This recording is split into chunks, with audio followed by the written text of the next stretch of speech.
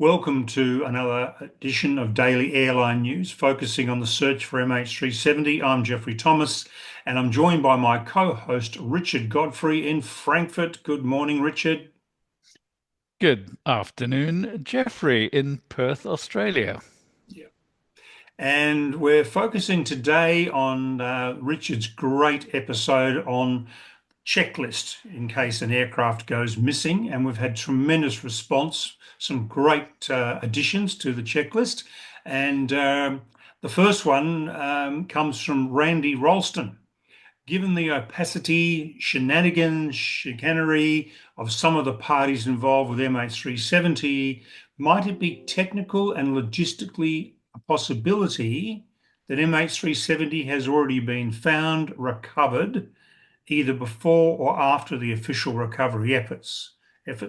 Could a government military have clandestinely done this for whatever questionable reason without being detected? Well, that's the ultimate of conspiracy theories, isn't it? Yeah, but technically, it's possible. Yeah. You need a large ship with a heavy lifting crane, and you probably need a couple of ROVs and a few AUVs. For example, Swissair Flight 111 took over 1 year to recover 279,000 pieces of debris, which they categorized in a database. And that represented 98% of the aircraft weight. Uh, but they estimated there were about 2 million pieces in total. Whatever you do, Randy, 2% will remain no matter how careful you are to pick up all the pieces. Logistically, it's a bit of a nightmare. MH370 was 175,000 kilos, 192 US tons. So bringing that on land would be difficult to hide. You could, of course, dump it in the ocean, a bit here and there, distributed everywhere and elsewhere from where it was found. Um, but the third point you make, clandestine, I think is almost impossible. A lengthy operation involving a large ship and a large number of people will be discovered or leaked by somebody at some point. Mm, absolutely. I'm interested by your comment, Richard, about 2% will remain. My wife and I, when we were attending the Paris Air Show a number of years ago, we went to a forest north of Charles de Gaulle Airport, and there is the resting place or the accident site of a Turkish Airlines DC-10 that crashed on March the 3rd, 1974, killed 346 people. It went through the forest for about 2 kilometers and leveled it. They replanted the forest, but you can walk into that area now and you can still pick up pieces of that aeroplane. They're just tiny little fragments, and some of them not so tiny. It was quite a disturbing sight to see the debris that's still there. So yeah, Mm.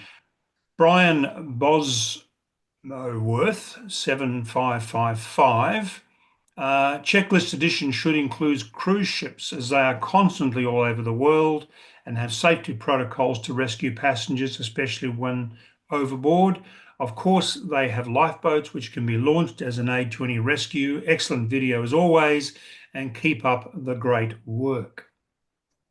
Yeah, many thanks, Brian. And I will add that to the list. We did have, are there any military or civilian ships in the vicinity? But that's a bit vague, and we can be more specific. So we're going to add passenger ships, including cruise ships, cargo ships, even yachts that are sailing through the ocean, and they are all equipped with lifeboats, smaller amount or larger amount, and they all listen out on emergency radio frequencies. Yeah. US veteran 9893. The area where MH370 was supposedly went down is a heavy shipping lane. Has anyone ever checked to see if any ships were nearby when the ditching occurred? Yes, we have checked and included in a previous episode a graphic of the ships in the vicinity of the MH370 search area. And obviously, with the Maritime Automatic Identification System, AIS, we get coastal and satellite ship tracking, and that is noted in our list as a source of information.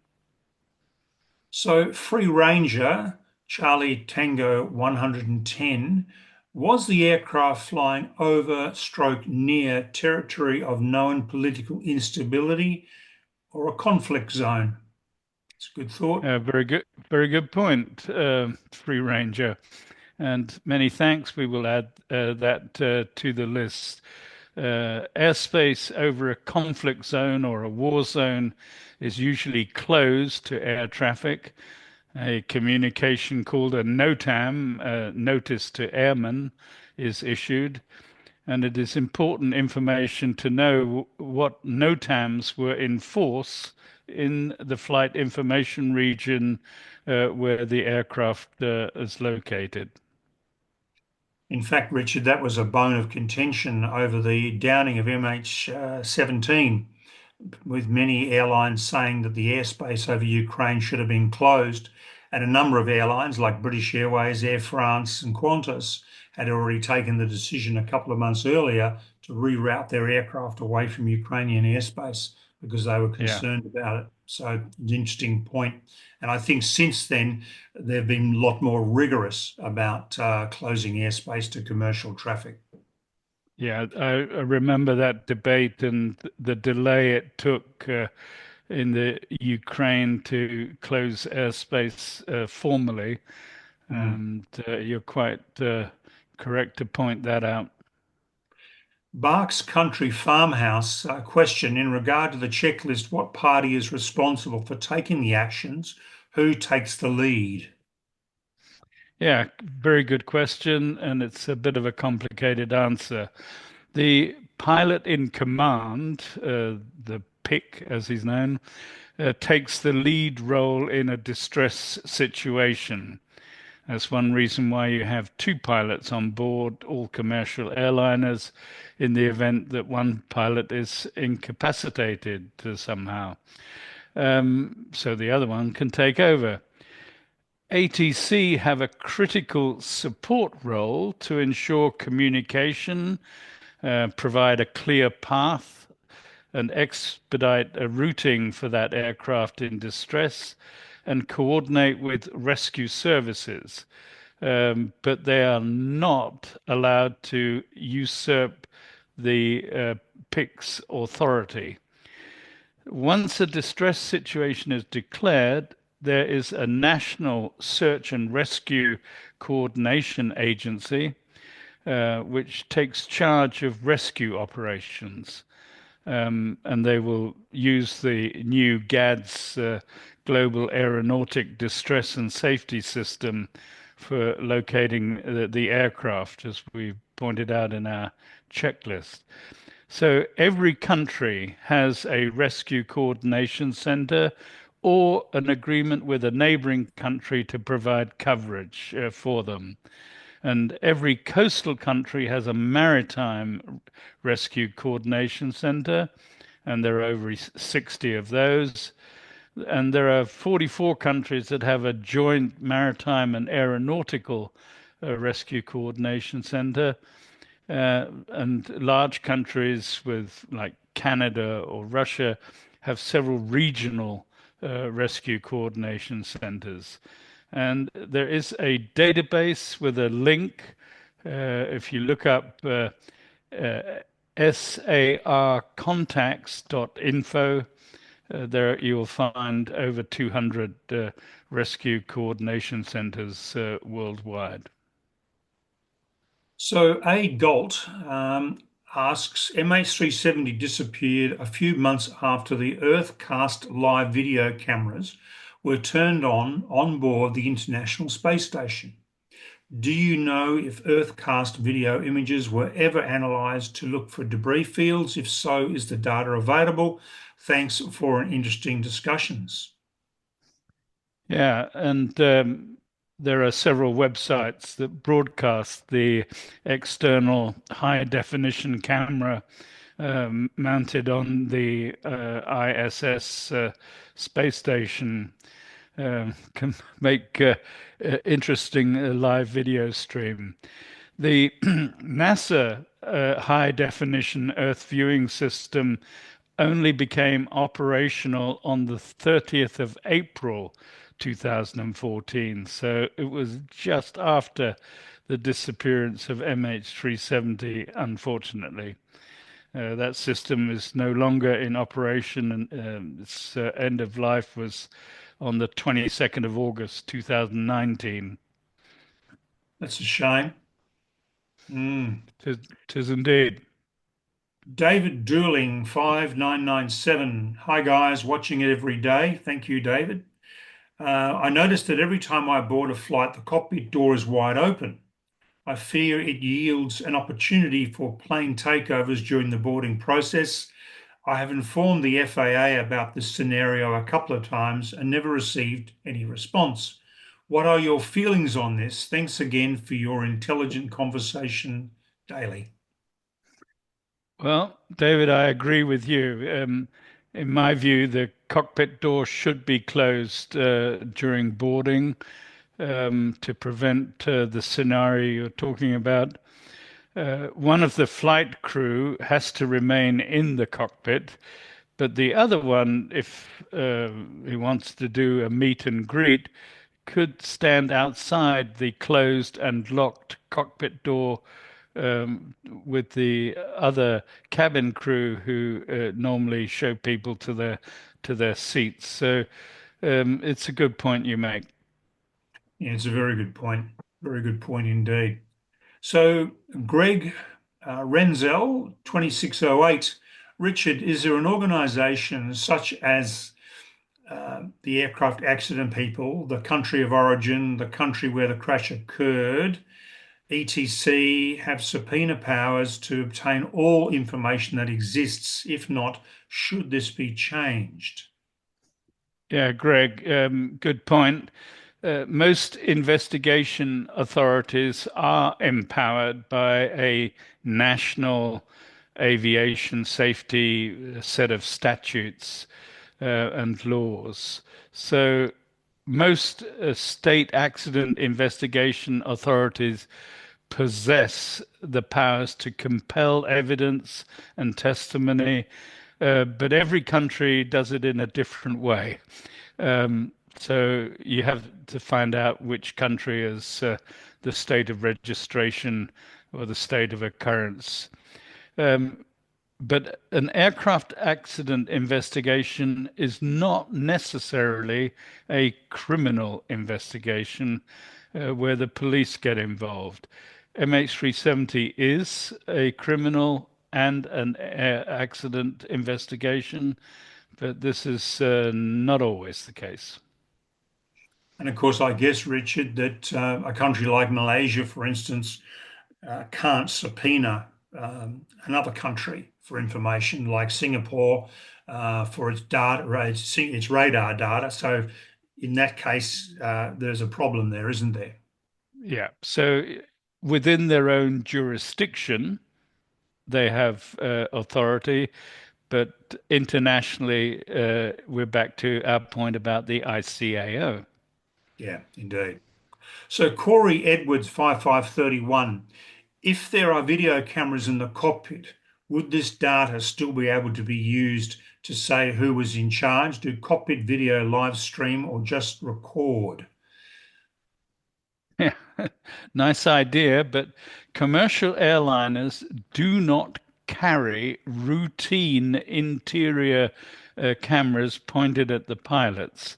There is no regulatory requirement mandating video recording of cockpit activity.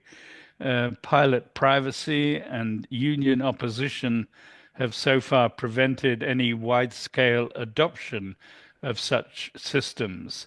Now, certain airlines do have programs. For example, British Airways has the BA Smart program, which allows select pilots to take both photos and videos during non-critical phases of the flight.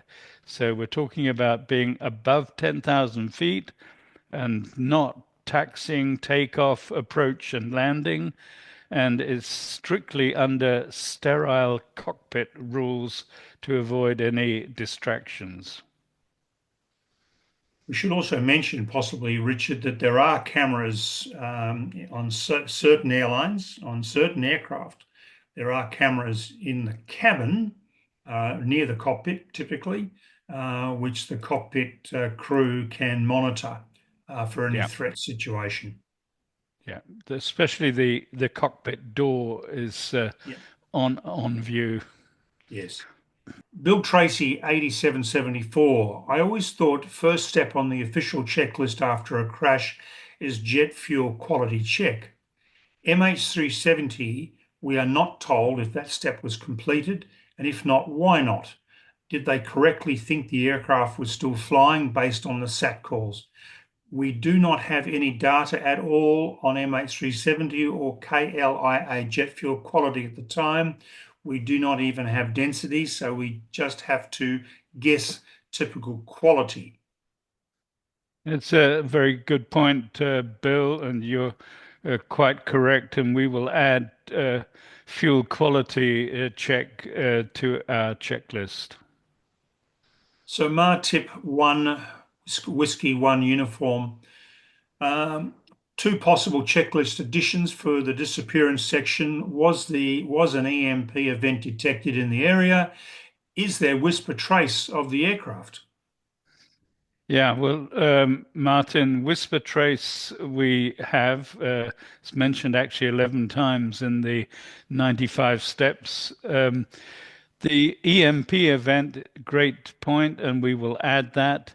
Uh, there are EMP events like solar storms or lightning strikes. Lightning strikes we had on the list, but solar storms we didn't. They are quite frequent, but a Carrington class superstorm occurs only once every 150 to 500 years. So it's not a very common event. But there are typically four G5 extreme solar storms in every 11-year solar cycle. So that, is once every couple of years or so.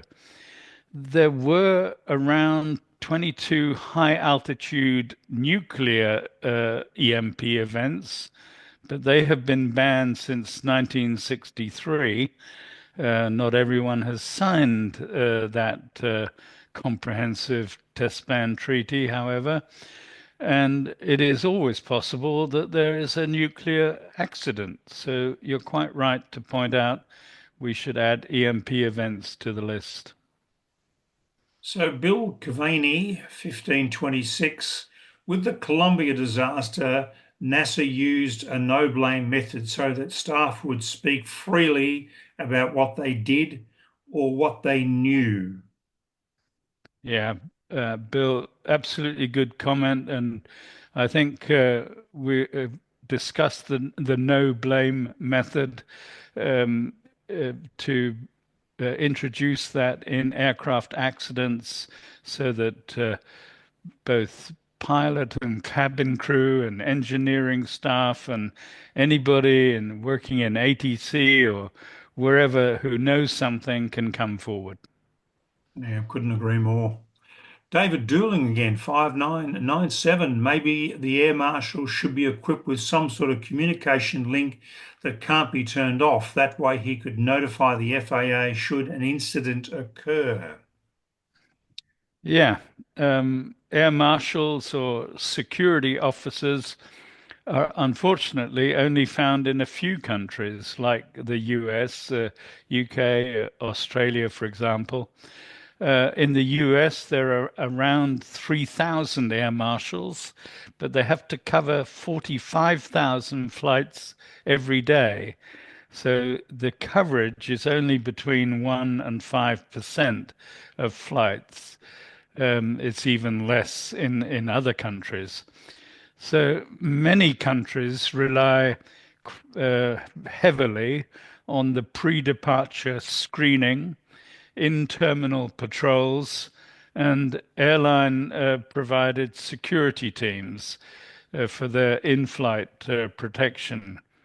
Some countries, of course, have only a token security. If you visit a small island in the Pacific, you can board an aircraft sometimes without any check at all. Indeed. Peter, Victor 8 Echo. During step 13 or thereabouts, he mentions, does ADS-B data suggest anomalies or drastic changes in the nature of its flight, loss of altitude, change of direction, etc., etc.? Yeah, Peter, good point, and we will add it. Loss of altitude, change of direction, those kind of things. We do have the point, has the aircraft deviated from the flight plan? That's a very general type of question. And we have also the point, has there been an abrupt maneuver or near miss? But that's more related to a collision or near miss situation. So you're quite correct to add loss of altitude or change of direction for no apparent reason. Right. Well, there's some great additions there, Richard, isn't there, to the list? And I'm sure some more will flow through as more and more people watch that particular episode, and it's a great database to have. Yeah, and we will gather them up and produce a new version, but we will let it run for a few days to see if we can get any more great ideas or suggestions. Terrific. So, viewers, thank you very much indeed for tuning in. Tomorrow is Saturday, and that's our day off. And on Sunday, Richard is back with an update on what Captain Martin Smith saw. Some very interesting developments in that space. So please do tune in for that. Promises to be a great episode. Richard, thank you very much indeed for your work on answering these questions. And viewers, thank you for tuning in. Please subscribe to us. Please like us. And please do keep those comments coming. They're terrific, very, very interesting. And obviously, there's some very clever folks out there who love aviation as much as we do. So, Richard, thank you very much indeed for all your work. It's been terrific. You're very welcome. And we'll see you all on Sunday.